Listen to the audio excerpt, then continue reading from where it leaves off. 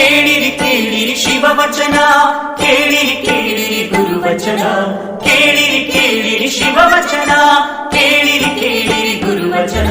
ಪುರಾತರ ವಚನಾನುಭವ ಕೇಳಿ ಬದುಕಿರಯ್ಯ. ಕೇಳಿದ ಸದ್ಭಕ್ತರೆಲ್ಲರೂ ಕೃತಾರ್ಥರಪ್ಪರು. ತನು ಕರಗಿ ಮನ ಕೊರಗಿ ಭಾವ ಬೆಚ್ಚದು, ತನು ಕರಗಿ ಮನ ಕೊರಗಿ ಭಾವ ಬೆಚ್ಚದು. ಅಹಂಕಾರ ಬಳಿದು ಶರಣರ ಅನುಭಾವವ ಕೇಳಿದಡೆ, ಅಹಂಕಾರ ಬಳಿದು ಶರಣರ ಅನುಭಾವವ ಕೇಳಿದಡೆ. ಅದೇ ಮುಕ್ತಿ ನೋಡಿರಿ, ಅದೇ ಮುಕ್ತಿ ನೋಡಿರಿ, ಅದೇ ಮುಕ್ತಿ ನೋಡಿರಿ, ಅದೇ ಮುಕ್ತಿ ನೋಡಿರಿ. ಇಂತಲ್ಲದೆ ಮನೋವ್ಯಾಕುಲರಾಗಿ ತನ್ನುಟ್ಟಿ ಕೇಳಿದಳಿ, ಇಂತಲ್ಲದೆ ಮನೋವ್ಯಾಕುಲರಾಗಿ ತನ್ನುಟ್ಟಿ ಕೇಳಿದಳಿ. ಉಪದೇಶವೆಂತು ಸಲುದಯ್ಯ ಎತ್ತಳವಡುವುದಯ್ಯ, ಉಪದೇಶವೆಂತು ಸಲುದಯ್ಯ ಎತ್ತಳವಡುವುದಯ್ಯ. ಮಹಾಲಿಂಗ ಕಲ್ಲೇಶ್ವರ, ಮಹಾಲಿಂಗ ಕಲ್ಲೇಶ್ವರ ಗುರುವಚನ ಪರಾಮುಖಂಗೆ, ಗುರುವಚನ ಪರಾಮುಖಂಗೆ. ಎಂದೆಂದು ಭವಲಿಂಗರು ನೋಡ, ಎಂದೆಂದು ಭವಲಿಂಗರು ನೋಡ, ಎಂದೆಂದು ಭವಲಿಂಗರು ನೋಡ, ಎಂದೆಂದು ಭವಲಿಂಗರು ನೋಡ, ಎಂದೆಂದು ಭವಲಿಂಗರು ನೋಡ,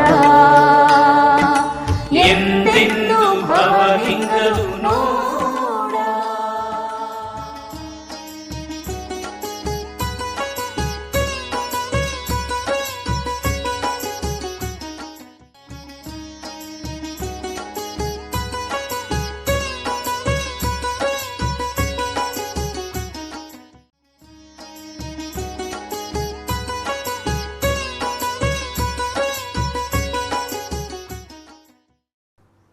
ಅರಿವು ಉಳ್ಳವರು ನೀವು, ಅರಿಯದವರೊಡನೆ ನುಡಿಯದಿರಿ.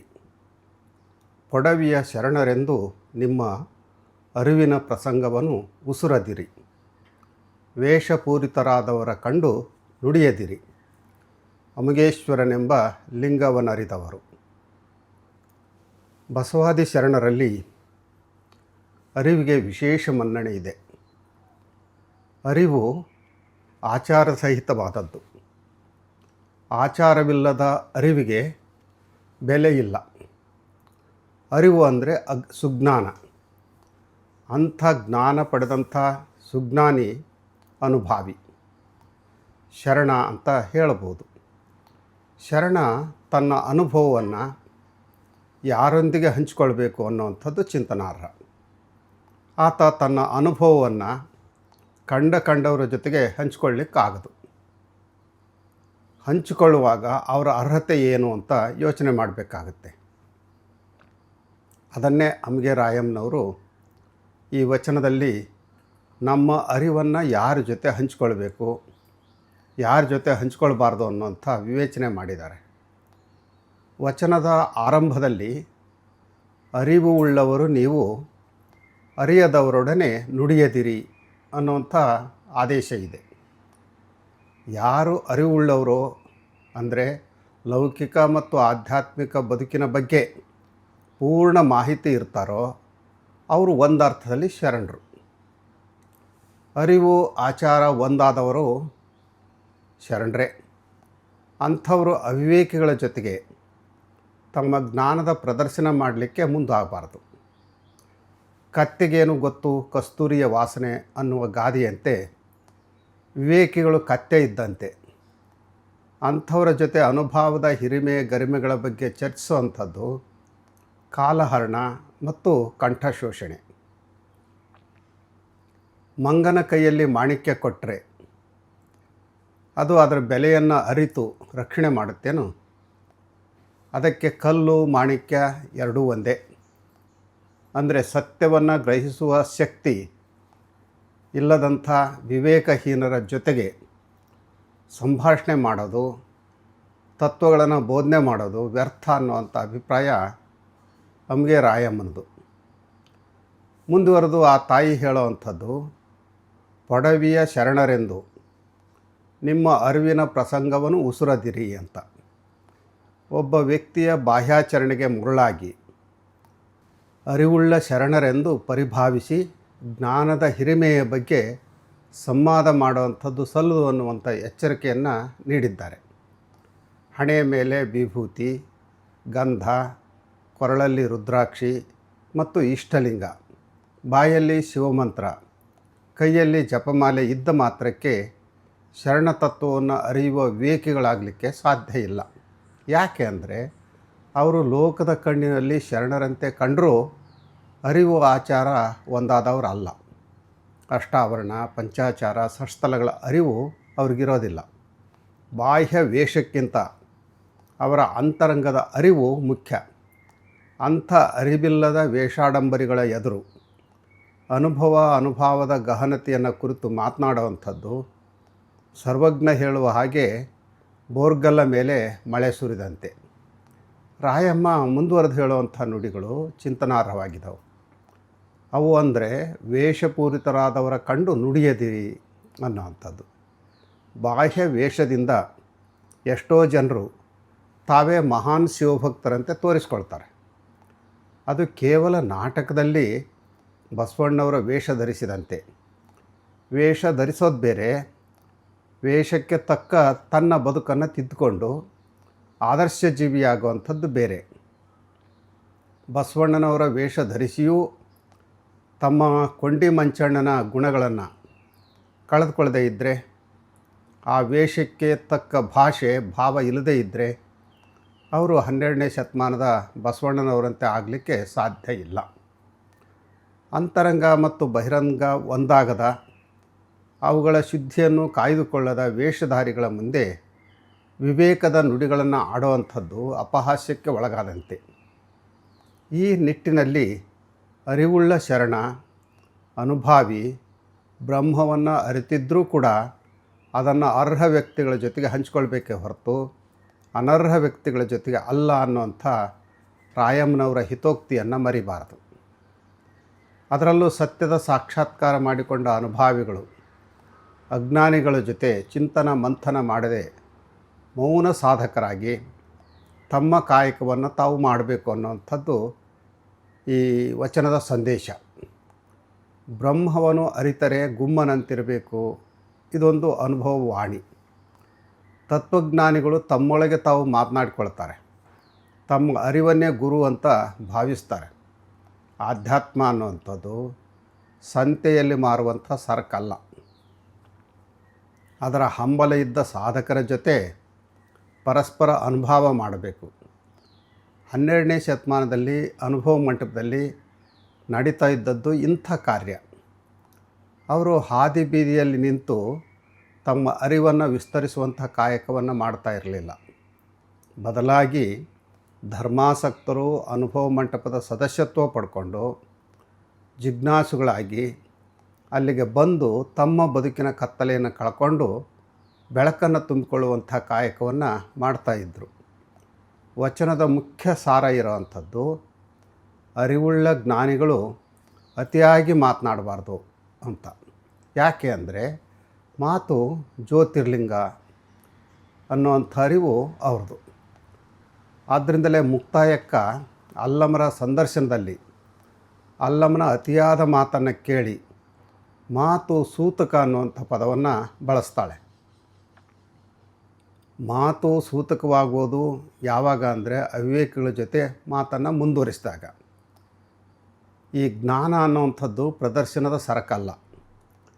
ಅದನ್ನು ಪಡೆಯುವ ವ್ಯಕ್ತಿಯಲ್ಲಿ ಪಡಿಲೇಬೇಕು ಅನ್ನುವಂಥ ಅಭಿಪ್ಸೆ ಮತ್ತು ಅರ್ಹತೆ ಇರಬೇಕಾಗುತ್ತೆ.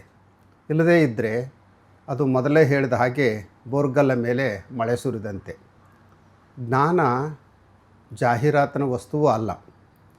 ಈ ಸತ್ಯವನ್ನು ಅರಿವುಳ್ಳವರು ಮೌನ ಸಾಧಕರಾಗಬೇಕು.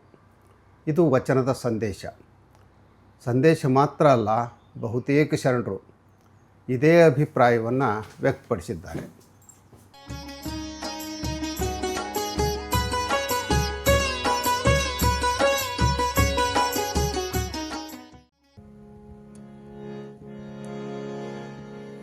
ಒಡವಿಯ ಶರಣರೆಂದು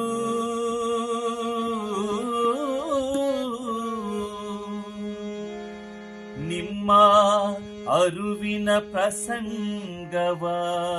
ಸುರದಿರಿ.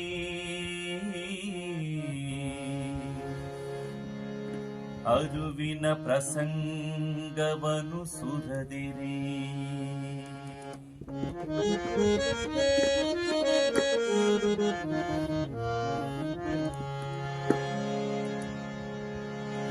ಅರಿವು ಉಳ್ಳವರು ನೀವು, ಅರಿವು ಉಳ್ಳವರು ನೀವು, ಅರಿಯದವರೊಡನೆ ನುಡಿಯದಿರಿ. ಅರಿಯದವರೊಡನೆ ನುಡಿಯದಿರಿ. ಪೊಡವಿಯ ಶರಣರೆಂದು ನಿಮ್ಮ ಅರುವಿನ ಪ್ರಸಂಗವನು ಸುರದಿರಿ. ಪೊಡವಿಯ ಶರಣರೆಂದು ಪೊಡವಿಯ ಶರಣರೆಂದು ನಿಮ್ಮ ಅರುವಿನ ಪ್ರಸಂಗವನು ಸುರದಿರಿ.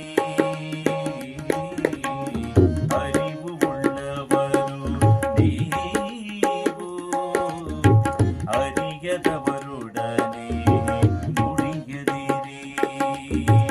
ಅರಿಯದವರೊಡನೆ ನುಡಿಯದಿರಿ.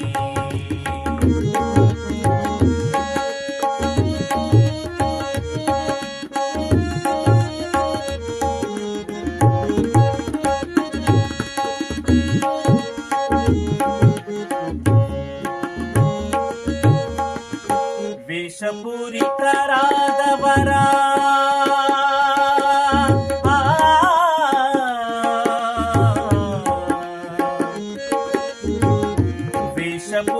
ವೇಷಪೂರಿತರಾದವರ ಕಂಡು ನುಡಿಯದಿರಿ. ನುಡಿಯದಿರಿ. ವೇಷಪೂರಿತರಾದವರ ಕಂಡು ನುಡಿಯದಿರಿ. ನುಡಿಯದಿರಿ.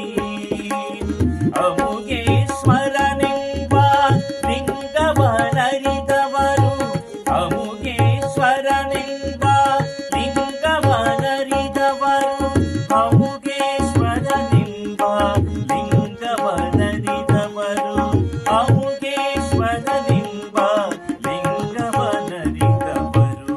ಅರಿವು ಉಳ್ಳವರು ನೀವು, ಅರಿಯದವರೊಡನೆ ನುಡಿಯದಿರಿ.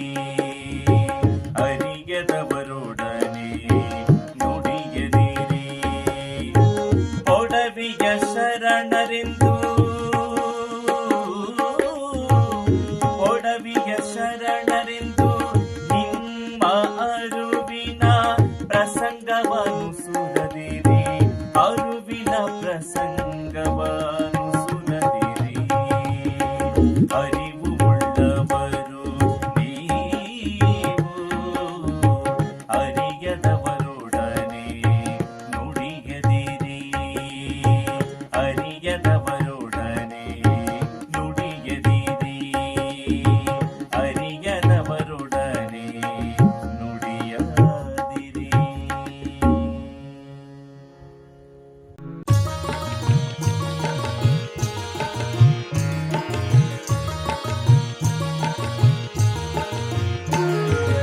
ಕೇಳಬನ್ನಿ ಕೇಳಬನ್ನಿ ವಚನ ಸಂದೇಶ, ಕೇಳಬನ್ನಿ ಕೇಳಬನ್ನಿ ವಚನ ಸಂದೇಶ. ಬಸವಾದಿ ಶರಣರ ಜೀವನ ಸಂದೇಶ, ಬಸವಾದಿ ಶರಣರ ಜೀವನ ಸಂದೇಶ. ನಮ್ಮೆಲ್ಲರ ಬದುಕಿಗೆ ಬೆಳಕ ನೀವ ಸಂದೇಶ, ನಮ್ಮೆಲ್ಲರ ಬದುಕಿಗೆ ಬೆಳಕ ನೀವ ಸಂದೇಶ. ಅನುಭಾವಿಗಳ ಅನುಭಾವದ ಸಂದೇಶ, ಅನುಭಾವಿಗಳ ಅನುಭಾವದ ಸಂದೇಶ, ಅನುಭಾವಿಗಳ ಅನುಭಾವದ ಸಂದೇಶ, ಅನುಭಾವಿಗಳ ಅನುಭಾವದ ಸಂದೇಶ.